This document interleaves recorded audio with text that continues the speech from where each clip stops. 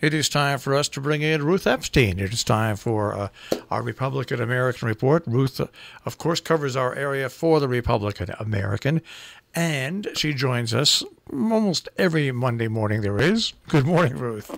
Hey, Marsh. Hi, Jill. Hello there. Hot kind of weather. Yeah. Yes, it's true. And today degrees. might even be better. Better. Better and better. Yeah, what the heck? Okay. Well, here we go. Another week. And it was kind of a busy week last week. A lot of talk about the school calendar in many towns. Yeah. And I guess the ABC will discuss it this week. Lots of people have concerns, mostly about too many PD days, professional development days, disrupting instruction. So, and there have been some suggestions made, and we'll see what happens. And speaking of that ABC committee meeting, I don't know if you've seen the agenda, but the lawyer is being invited to come and discuss the 7,000 series and that meeting between the Region 1 board and the ABC committee. Well, that should create more excitement over the course of time. I'm not quite sure where that's going and why. It's obvious the superintendent will not accept what happened with the Region 1 board. Yeah. It's obvious. That's obvious, and she's calling in a lawyer. And lawyers are expensive. Who pays for that? You and me and taxpayers. That's exactly right. I mean, but the whole, I didn't ask that question for a non-reason. Everybody knew this was coming with her reactions, so it doesn't surprise anybody. Yeah. Although people should definitely be aware that they're paying for it. Yeah. And just in case you know. Yeah. And want to weigh in. Right, exactly. And along those same lines, they are going to be interviewing, the Region 1 board is going to be interviewing 5 firms. They put out RFPs to discuss new law firms. Some of the board members feel that having the same firm for, I think it's like 16 years or so, some long time, there should be, some looking at other firms and getting some ideas and bids. So the board has insisted that it be part of the interviews for the 5 firms, and that's going to happen, I believe, in March. Yes. We'll be on to that.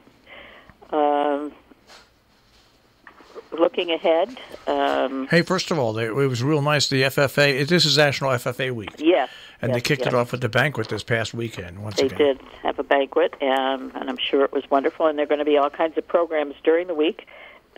Public speaking, I think, is tomorrow, I believe, and lots of other activities to highlight the FFA. And along those same lines, did you see where Cricket Jackier has been named chairman of the Agrimark Co-op, which is quite an honor. Of course, Cricket is very active in those. Years ago, I was out to the Jackier farm, and with a film crew, and I was doing audio for this thing that was being made by, I think it was Connecticut Public Television. And halfway through the filming, it was lunchtime. She stopped us, and we all had to have lunch with everybody on the farm. Right. And it was like a throwback. Mama Dottie. Yeah, it was like a throwback to the old times. It was one of things like that just never leave you once it's happened. That's true. It really is. I understand that. She had everybody come, whoever was there, and they'd all sit around the big table and have lunch. It's just one of those things that stays with you. Right. Yeah, a nice vivid image. Yes. And again, speaking of images, Joe Meehan did a great talk at Noble this week on photography. It was really, he is amazing with his cameras, and gave a history of the technology and everything, and poignant parts of the presentation as well. So that was fun. And there was also a talk on W.E.B. Du Bois on Saturday at the Scoville Library. Du Bois, a black social activist, was born up in Great Barrington, so there's local interest, and of course this is National Black History Month. So Scoville is getting some really good speakers these days. Those 4 o'clock Saturdays talks, I would encourage people to come. Great topics. And also in Salisbury yesterday was the children's concert, where the kids all came and performed, and the place was jumping by the end. It was the jazz group from Salisbury School, and again, a great afternoon. And yesterday morning was the Fat Tire Hill Climb, which was set up right by the Salisbury Town Hall on Sunday morning. And they raised funds. Right, yes, yeah. They raised funds for the Salisbury Winter Sports Association, I think. And there were bikers going up and down my hill with the Fat Tire bike. Oh, they had a nice turnout, I think, for the first time ever. Yes, it was. Yeah, And so that happened this weekend as well. It was actually a pretty busy weekend. Yeah, and the weather cooperated, so that was good. Looking ahead, we have Sharon Board of Selectmen tomorrow at 5:30. As I mentioned, the ABC committee is at 6. The pre-meeting, there's a meeting for it, and then the meeting actually starts at 7.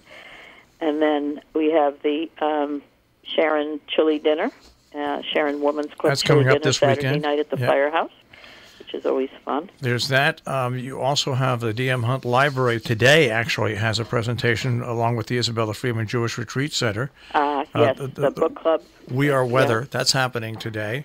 Yeah.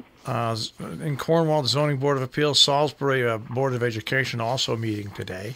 Oh, okay. And, right. That's right. And again, they'll be talking about yes, they will. the old calendar. Yes. Actually, Falls Village has the big meeting of the week. Actually, isn't it? Or was that last? Their town meeting. Yeah, the town last Friday night. Yes. Yeah, on Aquarian and stuff like that. And down here in Kent, we had the Chamber of Commerce open cocktail hour and membership drive party last week, and they're talking about having a huge daffodil festival come spring in April, late April.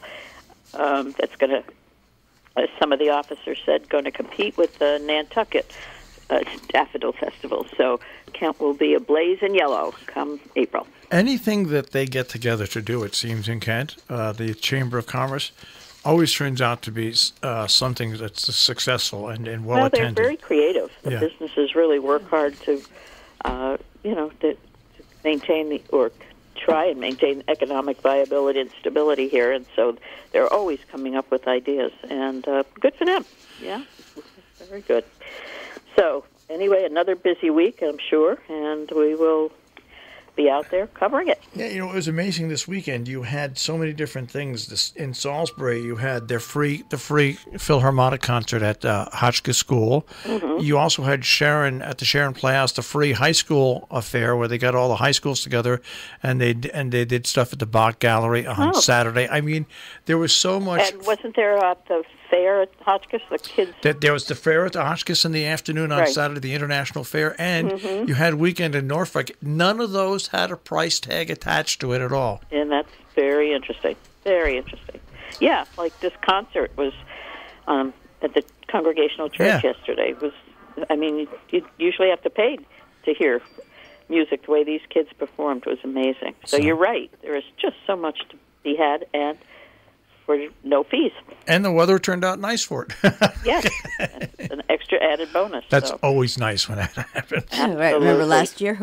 Yeah, Jill and I like that. Yeah. All right, Ruth. We go anyway, but still. Right, exactly. Okay. Have a good week, Ruth, and we will speak to you next Monday. Very good. Good luck out there. Take care. Yeah, bye. Ruth Epstein from the Republican-American with the Republican-American Report here on Robin Hood Radio.